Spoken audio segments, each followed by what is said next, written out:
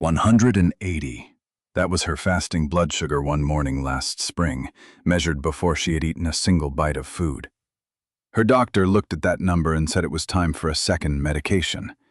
She went home, frightened, because she had watched her own mother lose toes and then her eyesight to the same disease, and she did not want to spend the rest of her life climbing a ladder of pills. So she tried something different. Over the next 3 months, she brought that number down into the normal range, and she came off the second medication entirely. And here's the part that stops most people cold. She did it by adding food to her plate, not by taking it away. If your morning number keeps creeping up, if you have been told the only road forward runs through more prescriptions, or if you have been quietly starving yourself of every carbohydrate you love and watching your sugars barely budge, I want you to stay with me.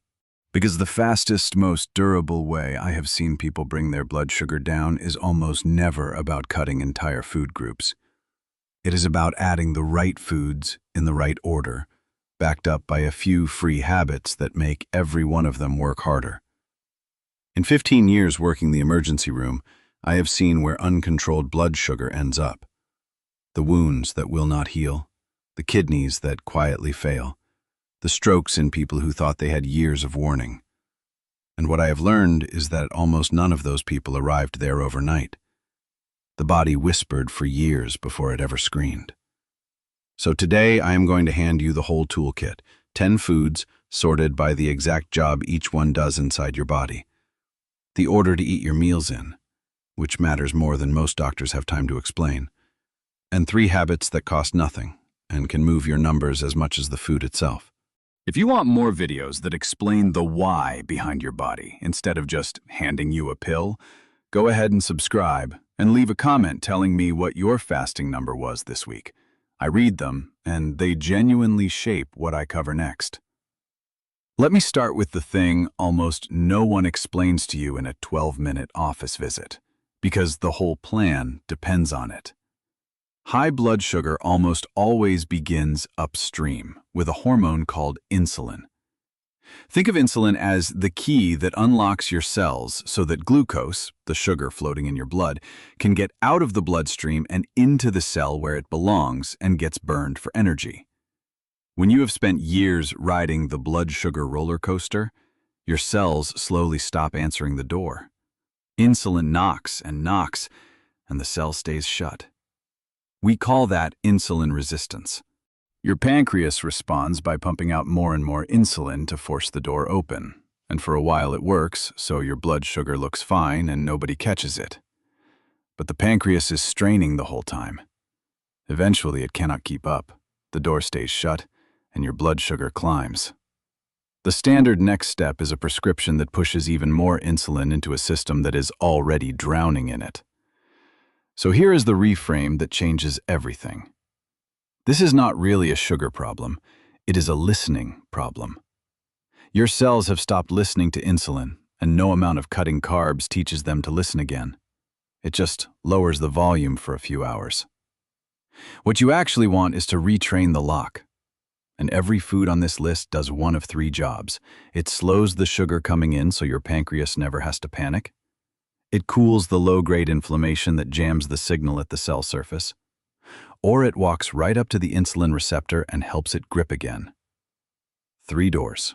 Slow the flood, cool the fire, wake the receptor. Once you see food that way, this stops being a list to memorize and becomes a system you understand. Let me open the first door. The first job is slowing the flood, and the foods that do it all work the same beautiful way. They turn a flash flood of sugar into a slow trickle.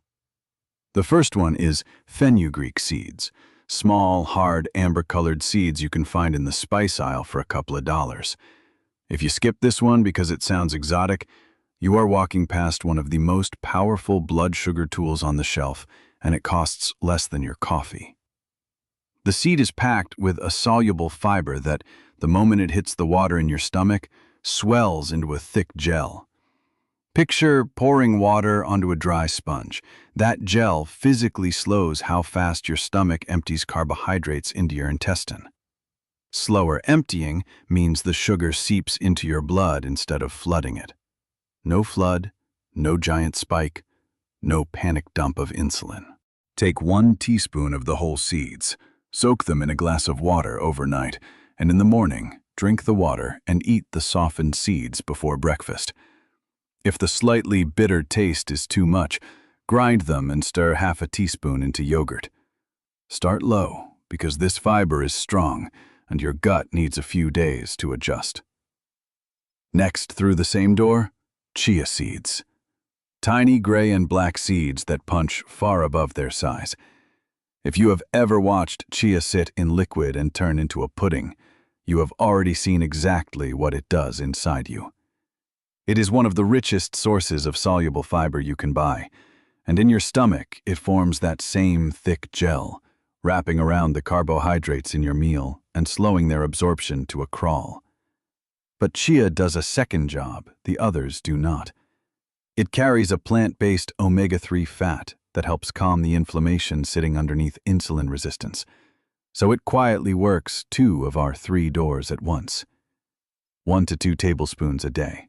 Stir it into yogurt, drop it in a glass of water with a squeeze of lemon, and give it 10 minutes to gel before you drink it.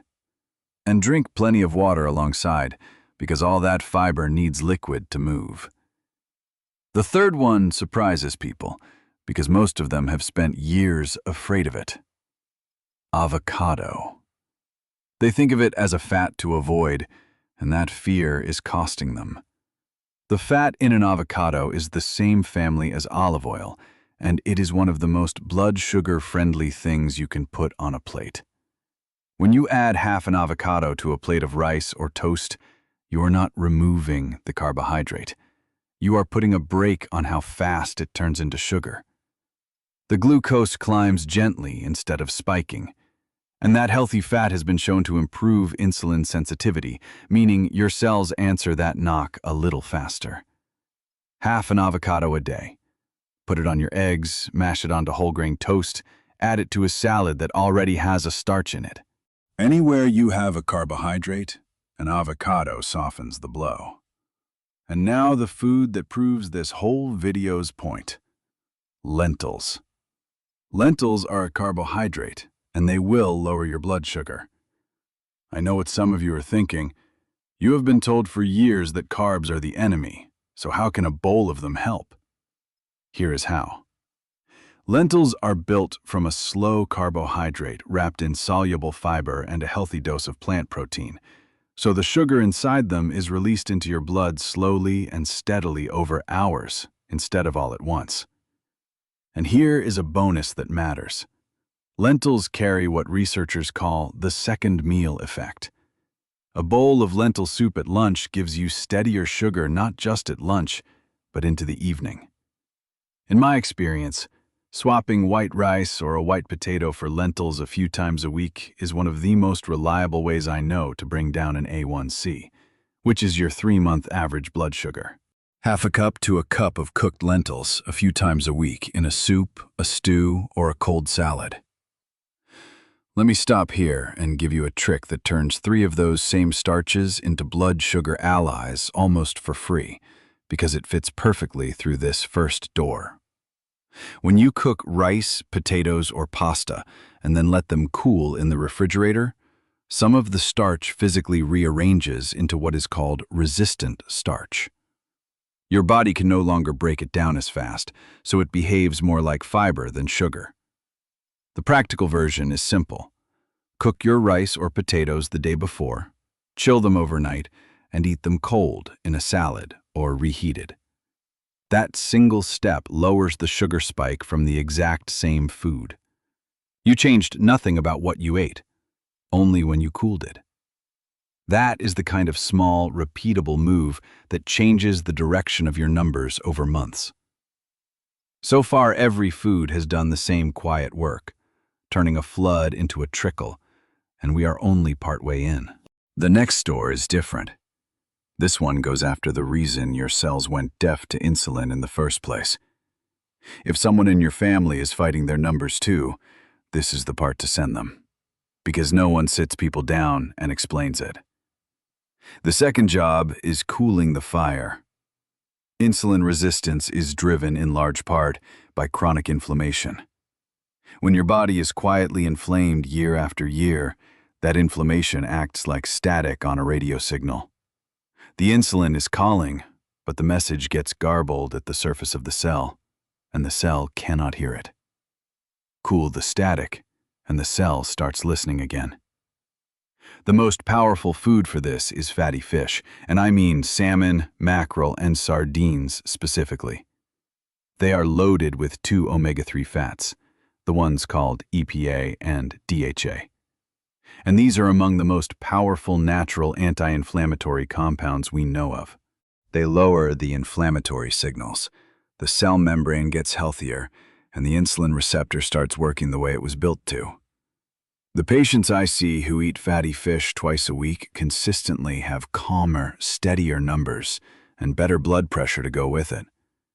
Aim for 2 servings a week, about the size of your palm each, and do not let cost stop you. Canned mackerel and sardines are some of the cheapest, most powerful foods in this entire video. Through the same door, walnuts. Of all the nuts, this is the one I point people toward first because it works 2 problems at once. Walnuts are rich in that same plant omega-3 found in chia, which cools inflammation.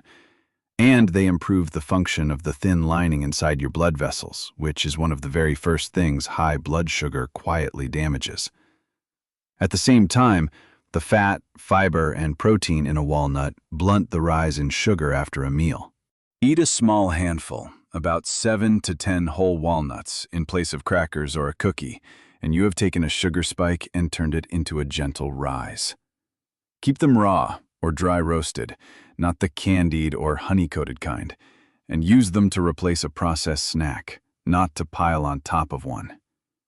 That brings us to the third door, and to me this is the most interesting one.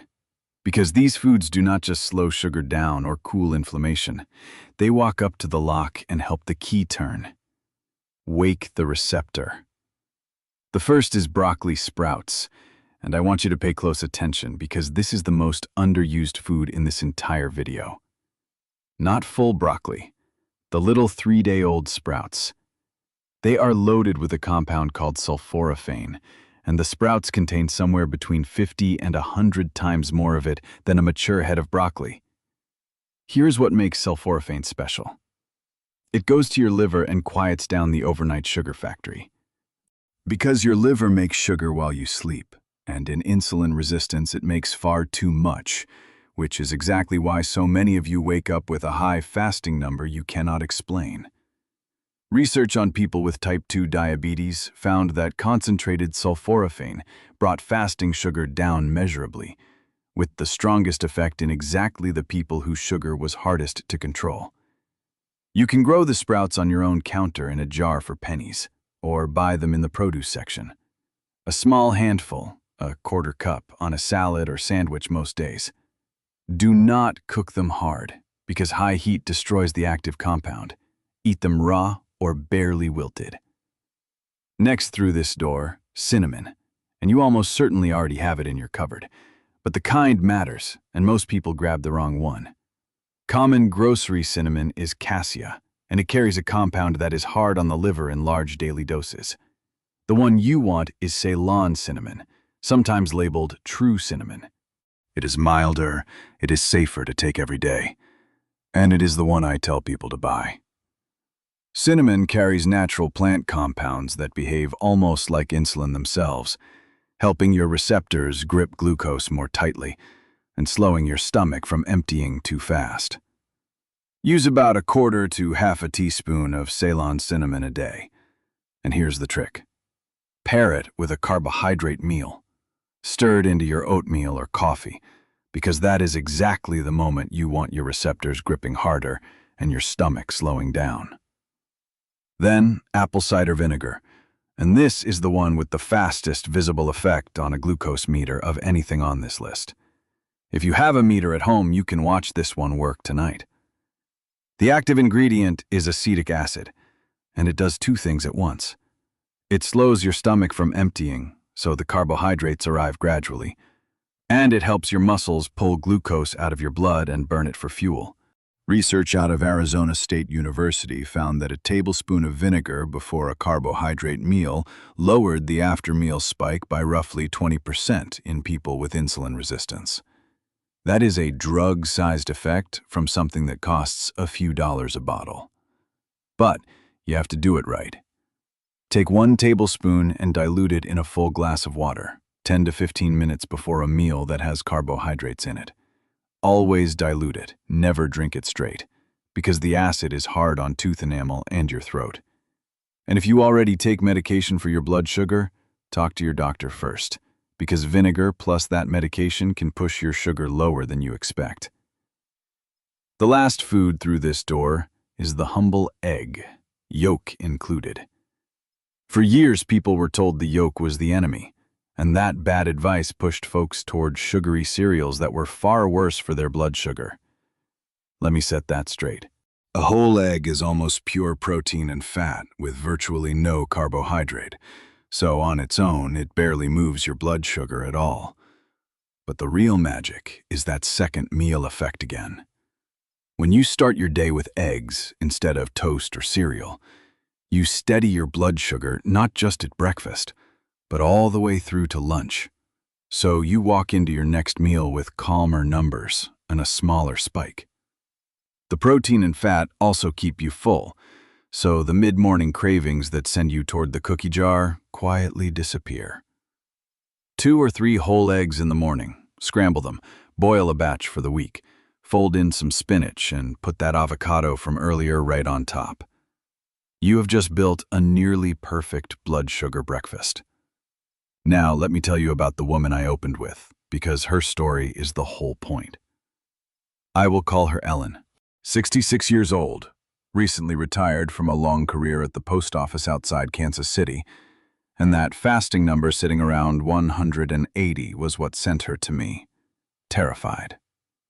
We did not cut her carbohydrates to nothing.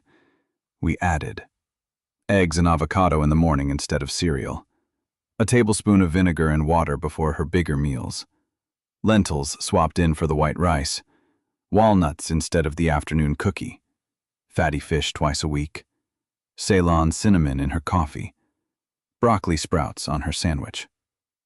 Within the first week, her fasting number started dropping. Within 3 months, working alongside her own doctor the whole way, she had come off that second medication entirely, and her A1C had moved from the diabetic range back toward normal. 2 years later, it is held. She did not starve herself. She ate more food, just the right food, and her own body did the rest. That is what reversing insulin resistance actually looks like. The cell that stopped answering the door slowly starts opening it again on the first knock. But food is only half of what changed for Ellen, and this is where I lose some doctors because we rarely have time to say it. What you eat matters. When and how you eat it matters just as much, and these next 3 habits cost nothing. The first is the order of your meal.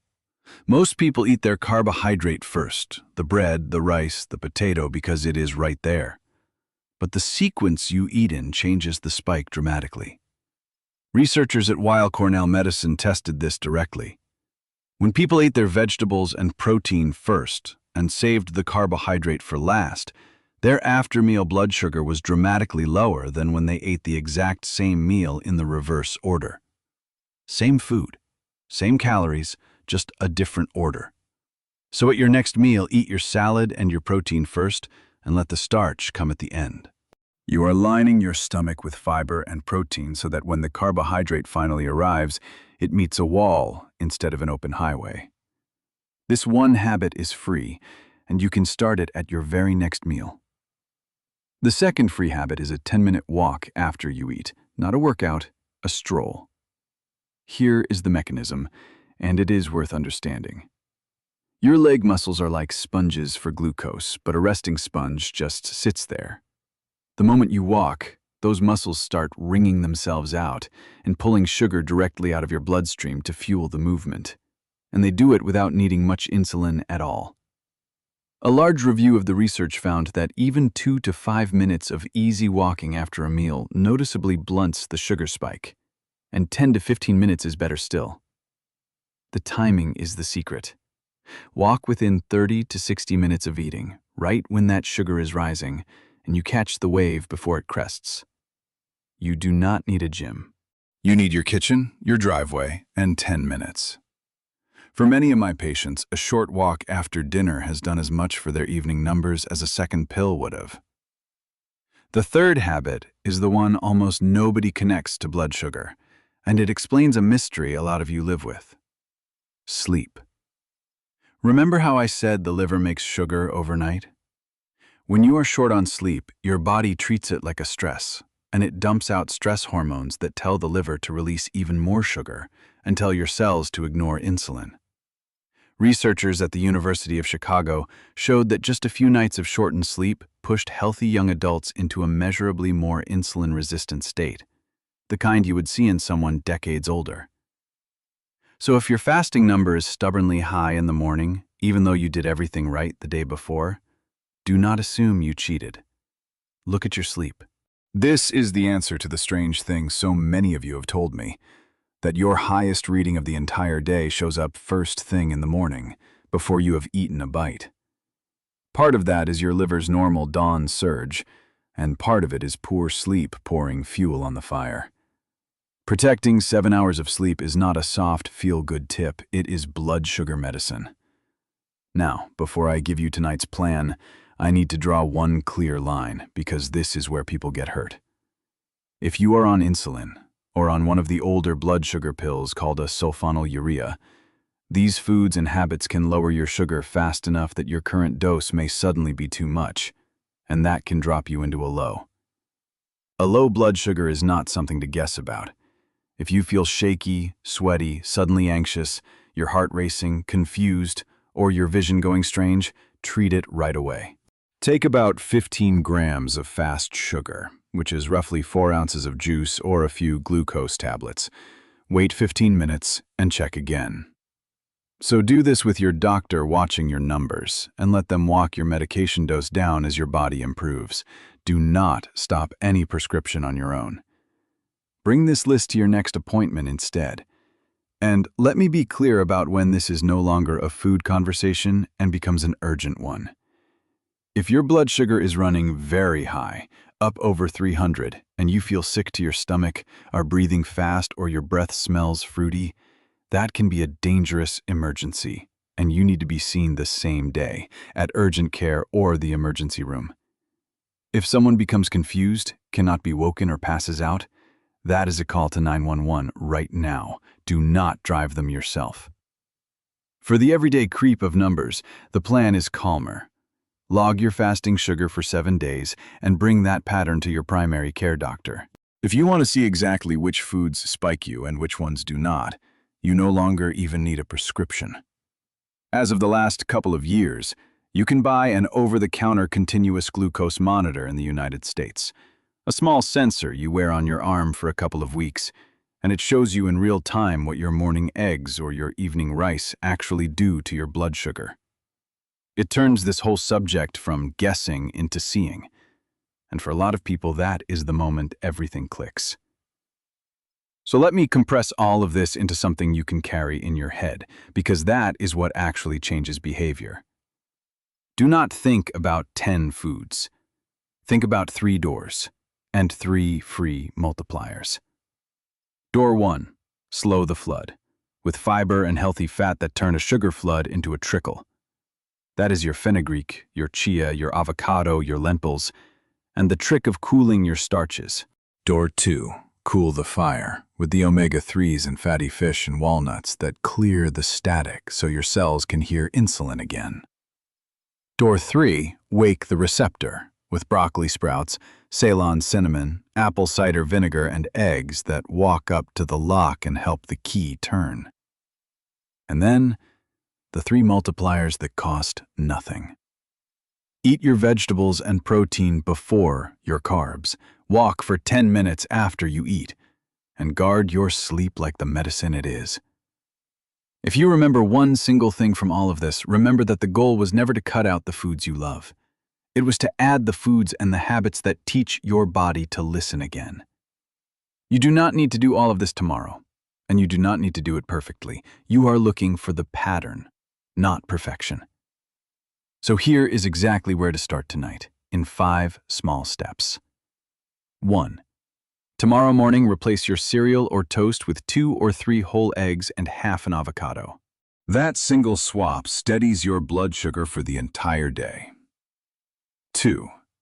Tonight, soak a teaspoon of fenugreek seeds in a glass of water and drink it first thing in the morning. 3.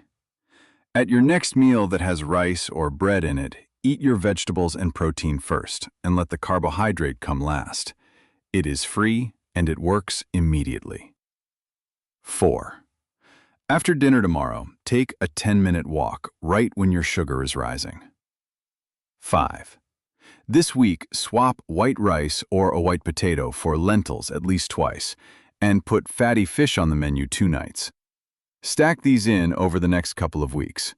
You are not removing the foods you love. You are adding the foods and the small habits that protect you. Start with 1 tonight, and let your next fasting number show you what your body can still do.